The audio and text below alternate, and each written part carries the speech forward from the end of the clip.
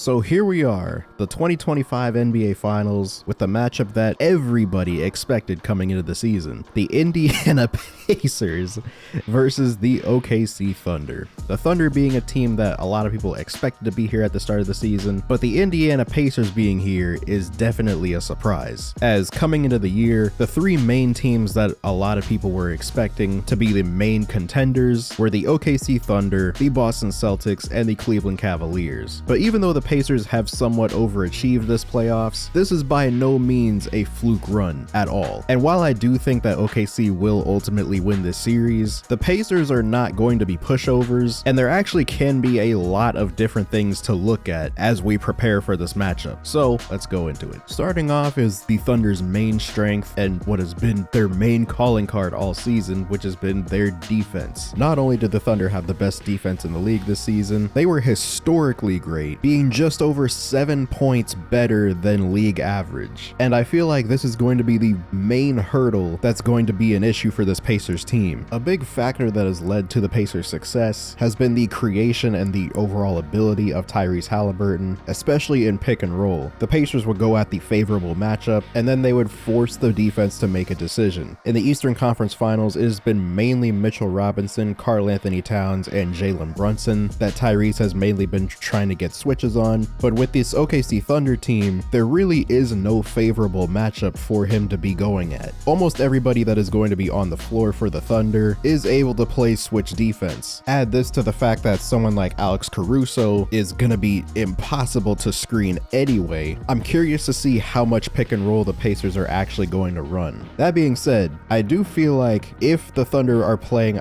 Isaiah Hartenstein heavy minutes, this is going to be a huge test for Miles Turner. The Thunder bigs in Isaiah Hartenstein and Chet Holmgren were able to spend a lot more time in the paint in the conference finals against the T-Wolves because Rudy Gobert is a non-factor offensively, and while Julius Randle does shoot threes, he mainly operates in the mid-range. And so the Thunder were able to play two bigs a lot more in the T-Wolves series, and it was difficult for the T-Wolves to get anything going inside the three-point line. But in the Nuggets series, having Jokic on the perimeter really changed things, and it was something that Isaiah Hartenstein struggled with at times. And I feel that the speed of Tyrese is definitely going to play a factor in these ball screens because it's going to force the Thunder defense to make a decision. In the Nuggets series, iHeart was really struggling to get back to Jokic. In these Murray-Gordon-Jokic three-man games, Jamal would be able to get the first step on the screen, Jokic would flare out, and Aaron Gordon would set the occasional flare screen, and this led to open threes for Nikola Jokic nearly the entire series. And so having someone like Miles Turner in this spot, who not only I feel is a more consistent three-point shooter, but one that also gets his shot off quicker, I feel like this could be an even bigger issue to look at going forward. Of all of their playoff matchups so far, the Thunder struggled the absolute most with the Nuggets, mainly because of their ability to spread the floor, and Indiana is no different. So a lot of the help defense that they were able to play against Minnesota is no longer going to be viable against this Pacers team. And so I'm also curious to see how many Pascal Siakam post-ups the Pacers are going to get into, because I do feel that while the Thunder are a switch-heavy team and have a bunch of switchable defenders at every position, Pascal Siakam is still going to be able to take advantage of some of these matchups. And with all the shooting on the floor, the Thunder are going to have to be very mindful of where exactly the help is coming from. Another key factor coming into the series is going to be the Pacers' transition offense. The Thunder have somewhat struggled at some points in this playoffs when it comes to transition defense, and Indiana is easily the best transition team in the league. And so it's going to be key for them to get as many transition opportunities as possible before the Thunder are able to set up their half-court defense. How many times they are actually able to get out in transition is tough to say, because the Thunder have also been really good at taking care of the ball the entire season, as well as Indiana. And so to me, this is going to be a series that heavily favors the team that's able to force more turnovers. Of course, that is just a factor in any normal game, but even more so in this series because of the ball security of both of these two teams, who are number 1 and number 3 in the league in least amount of turnovers per game. All that being said, the Thunder's main advantage, or other main advantage in this series, which I ultimately think is going to be the Pacers' Achilles heel, is the isolation scoring, especially from SGA. SGA, being the best isolation player in the league right now, is going to be absolutely hell for the Pacers Pacers, who statistically have been the worst team in the entire playoffs at defending isolation plays. Teams are shooting 55% on isolation field goals against the Pacers this playoffs, and they are giving up 1.24 points per possession on isolation plays. For reference, the Minnesota Timberwolves, who the Thunder just played, gave up 0.91 points per possession in the playoffs on isolation, and teams shot 37% on those plays. Shai Gilgeous-Alexander averaged 30 points against that team. The Indiana Pacers have been abysmal defending ISOs. Their 1.24 points per possession and 55% field goal percentage on these plays puts them in a percentile that I didn't even know could be possible for a playoff team. These stats put them in the 0 percentile in isolation defense. This is going to be the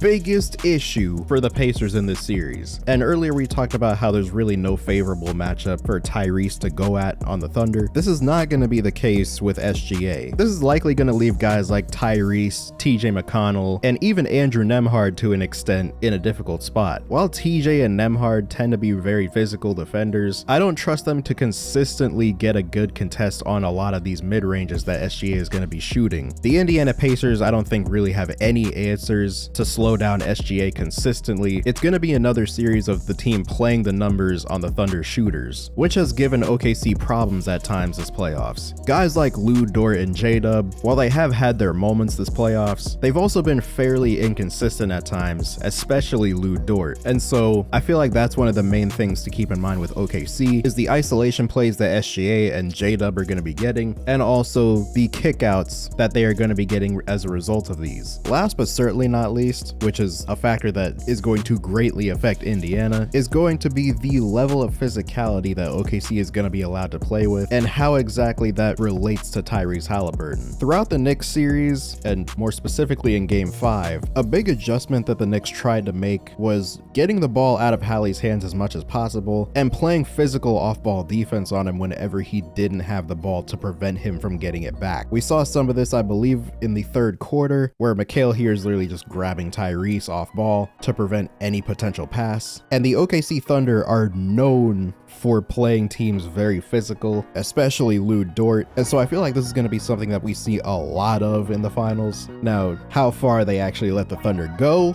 is yet to be seen, but this to me doesn't seem like it's going to be something that's going to be called. The Rockets were doing this with Steph, and now the Knicks are doing this with Hallie. So I feel like if they did start calling this now, I feel like that would be more inconsistent. But of course, we won't know until the series starts. Overall, I feel like the Thunder are going to win this series pretty convincingly in terms of the actual record at the end of the series. But I do feel that the games themselves are going to be closer than people expect. Ultimately, I personally have the Thunder winning in either 5 or 6, but I do think that it's going to be a pretty hard-fought series on both sides. But with all that being said, I hope you guys enjoyed this video. Subscribe if you're new, hit the bell to be notified when I upload, comment down below what you want to see next, and as always, I'll see you guys in the next one.